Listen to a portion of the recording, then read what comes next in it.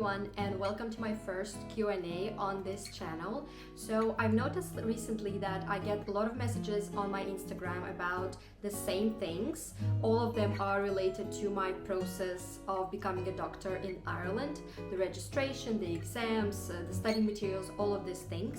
And I noticed that I keep coming up with the same responses, and I decided why not make a whole video about answering these most commonly asked questions. And here we go. So next time when one of you will message me on Instagram, instead of spending 5-10 minutes replying to you in like a long text that is hard to read, I'm gonna just send you a link to this video and hopefully it will answer the majority of your questions.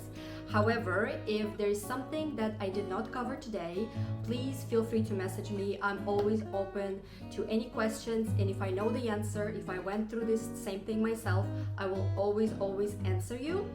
Thank you so much, by the way, for going to my Instagram and liking my posts and interacting with my content. I would be really glad if you found the time to put a like on this video, and if you're not subscribed already, get subscribed to my channel. And let's start. Okay, so probably number one question that I get all the time is, why did I do PRES 3 and not PLAB 2? So if you don't know, PRES 3 is the Irish equivalent of PLAB 2 exam in England. PLAB 2 is a practical exam that is composed of, I believe, around 15 different stations, and you get a different patient on the station, or you get a mannequin depending on the setting and depending on your task. So PRES 3 is the Irish equivalent of that exam. And the reason why I did not do PLAB 2 is because I have never pursued a career in England, and PLAB 2 is the exam that people do to practice in England. So therefore, because I never wanted to practice in England, that's why I chose PRES 3, because I always wanted to practice in Ireland as a doctor. So moving on, the second one is kind of related to the first one. I get a lot of questions about PRES 2. So PRES 2 is the exam, it's an Irish exam that is a multiple choice question exam, similar to PLAB 1. It's actually probably pretty much a copy of PLAB 1, and I did PLAB 1 because Ireland accepts PLAB 1 instead of PRES 2. And the very simple reason why I didn't go for the Irish exam at the time, in 2021 I believe, is because at that time they did not conduct it. So they, in Ireland, they were doing PRES 2 for quite a few years, and then I don't remember why, maybe because of COVID or maybe because something else prior to COVID, they stopped conducting PRES 2, and they started to accept other exams instead of it. They accept USMLE, they accept Australian exam, Canadian exam, and amongst them PLAB 1, which is most people go for. I went for PLAB 1. So regarding PRES 2, I unfortunately do not know anything about it. I don't know about the format, I don't know about what kind of resources you need to prepare yourself for it, because I have never done it. The only thing I can tell you that, judging by IMC's website, they started conducting PRES 2 a year ago or 2 years ago, and now they're doing a couple of times a year in different countries. So it's not only in Ireland, I think they're conducting it in Dubai as well. If you go over to the IMC website, to the section where they have the section for PRES 2, you'll probably see all the dates and all the relevant information. I also believe they have a blueprint for what kind of materials you need to study for PRES 2. So unfortunately, I cannot really give you much information about this exam because I have never done it, and well, hopefully I will never have to do it, because now my process of registering is finished. The third question is the one that I get not so often, but I wanted to address it nevertheless, because I think it's important, one, to not give you a wrong impression that I chose Ireland, and more like that I had like a list of countries that I want to practice in, and then I did my research and then I decided on Ireland, which is unfortunately, or fortunately, I don't know, it is not true at all. That's not how it happens. So the question is like this, goes like this. It's, why did I decide to register in Ireland? Why did I pick Ireland to be a doctor? And the answer is very simple. Again, I did not pick Ireland. I never conducted much research about other countries to practice in. I know a little bit about the States, about Canada, about Australia, England, but very superficial information. I have never planned to practice in those countries. The reason why I ended up in Ireland is because I moved here I moved with my boyfriend here 5 years ago, and I moved fully prepared to not continue my career as a doctor. I just moved to start a new life. And then when I moved and I kind of got used to the country, and I decided eventually that I might give it a shot to actually become a doctor here. First, the process seemed like a lot of things, and I was not sure that I can manage to do all of that. But then I decided, well, I'll just give it a try. If it's not gonna work out, it's not the end of the world. I'm fully prepared to not be a doctor. I'm fully prepared to change my career, go to university again, pick up a new profession, pick up any other trade. So I was really open to the possibility of never practicing as a physician.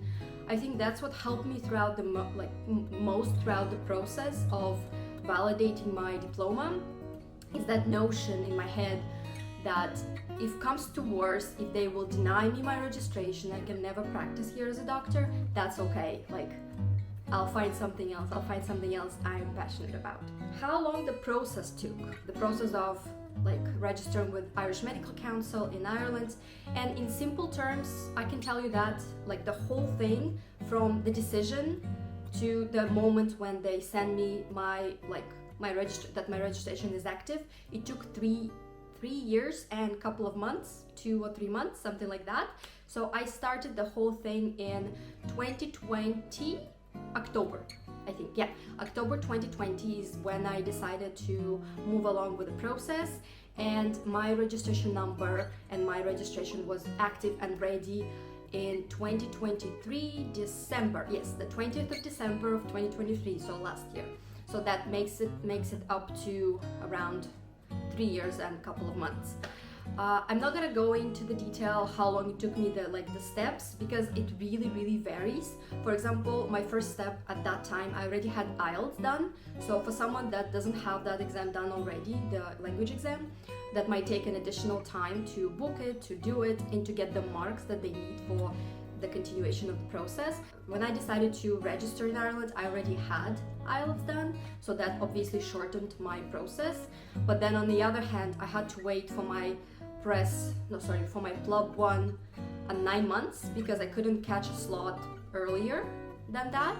So, for someone that maybe is more efficient or knows some ways to get the slot earlier, then they might only need 2-3 months to prepare for PLAB 1. I personally took 9. So yeah, also it really depends on your level of education, so how confident you are in the exam settings. I wasn't confident at all. I had not a lot of knowledge when I started the process, so I had to basically pick up a lot from, I wouldn't say from scratch, but I would say that I lacked even some basic knowledge in some things that I needed for PLAB 1 and then PRES 3. And don't forget that I did not pass PRES 3 with first attempt, so that is also something that delayed my overall process. For example, I can give you a timeline of someone I know. It's a girl that had a similar experience with me, and she's from Moldova, and she managed to get her registration from the moment she decided to the moment she got it. We got it at the same time, so she the whole process, I believe, took her only 2 years, and she passed all the exams with first attempt, as far as I know. So here you go. If you're really motivated, if you have the knowledge, if you have the grit, you might be able to do it way sooner. So the next question is, oh my god, this one I get all the time, all the time because when people go on IMC website and they see the list of documents that you need to submit to be eligible for PRES 3, there's always one document that pops out, is the evidence of internship, and it is a mandatory document. So I get a lot of questions about if I had internship and if we needed to get registered in Ireland. And when I started the process, that was my biggest fear, as I probably mentioned in some of the other videos. I do not have internship in my country. I am originally from Russia, and I graduated university in Russia. And in Russia, the system is set up that way that we do not have internship. It doesn't exist anymore. It existed, I believe, before 2018, and then they stopped doing it. So now our education is 6 years of formal med school education, followed by residency, but residency is not mandatory. So technically, if you want, after the graduation, you can start working as a junior doctor without residency. So there is no internship. Obviously, since there's no internship, I physically cannot provide evidence of internship. It took me about 3 months back and forth emails with IMC when I submitted my documents, and they kept asking me about when are you gonna send us your evidence of internship. And it took me quite a bit of time, like about 2 or 3 months, emailing back and forth, basically passing on the same information about, I'm sorry guys, but I do not have it, like in my country it doesn't exist. And I think maybe this concept wasn't really familiar to them, but at the end they actually agreed with me. They said, okay, you can just don't send it, we'll move your application along without that document. And as you see now, since I got registered at the end after passing all of the exams, it is possible to get registered without internship. Now we are almost at the end of this video, and I'm gonna finish with some of the questions about my kind of current process of getting a job and some of the questions I get regarding that. So the first question is, why don't I look for observership or clinical attachment first before looking for a job? And I did do that when I started job hunt in January this year, 2024. I started with emailing consultants, like basically any consultant I could find their emails online. I emailed them and I asked, is it possible to do an observership or a clinical attachment in your ward, in your hospital? And unfortunately I did not get any replies. Like, I think the only reply in over 100 emails I got from a consultant of emergency department, and they said that unfortunately they don't do observerships in the emergency department, which is kind of understandable. I kind of emailed her because, well, I was emailing everyone, so I decided to go all hands on deck. No option is no option, so I decided why not. And the other consultants, I believe no one replied to me across many different specialties that I emailed. Not even, I believe, like a standardized kind of email like, oh, we'll get in touch with you, maybe, never. Nothing like that. Like, I got absolutely no replies. So that's why I started around April. I think I started to apply for actual jobs instead of asking for observership or clinical attachment. I'm still not giving up on that idea. Like, if someone will, I still kind of send out emails, and if someone will ever reach out to me regarding this and agrees to take me in as an observer or as a clinical attachment, I believe the difference between observership and clinical attachment is that if you're doing a clinical attachment, you can actually do stuff. You are allowed to actually touch patients. And if you're doing an observership, you can only observe and you cannot touch anything, write anything, do basically anything. I am ready for both, because I understand that hospitals are different and the level of responsibility is different. So I am prepared to do both or either, and I'm always open for, well, basically anything at this point. So yeah, that's my story with the observership or clinical attachment. And then the other question I get about my job hunt is, what's next, basically? Why can't I find a job? Because I keep posting that, oh my god, I still didn't find a job, and yeah, it is kind of daunting, and I'm getting a little bit obsessed over it. Sometimes I get really sad and I get really depressed, but as I said, I think in the last video, it's really easy to fall into that spiral of, am I not good enough even for an interview? Am I not good enough to be shortlisted for something? Am I not good enough to give even a response? I get some hospitals email me to just reject me altogether, but majority of job applications that I filled out just kind of remain not even answered to in any way, so ignored basically.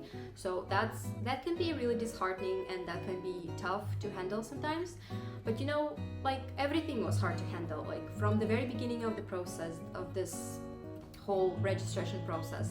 Every step of the way, something always went wrong, there was always a hurdle in my way, and I somehow overcame it, and I somehow ended up with a full registration in Ireland to practice as a doctor. And it is a huge accomplishment for me personally, for a girl that thought that she can never do it.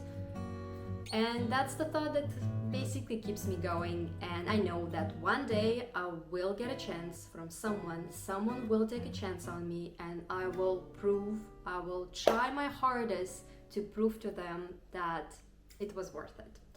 Thank you so much for watching this. Oh my god, this is quite a long video. Probably it's gonna be around 15-17 minutes of me just blabbling. And thank you. This was all the questions that I gathered. So if you have a question that is not on that list, feel free to message me on Instagram or leave it in the comments even, because I would say that maybe in the future I'll do another Q&A. I really like that format because I'm a big fan of talking. So thank you again for watching this video. I would appreciate a lot if you put a like to it, and if you're not subscribed already, if you subscribe to me, and I'll see you in my next videos. Bye bye!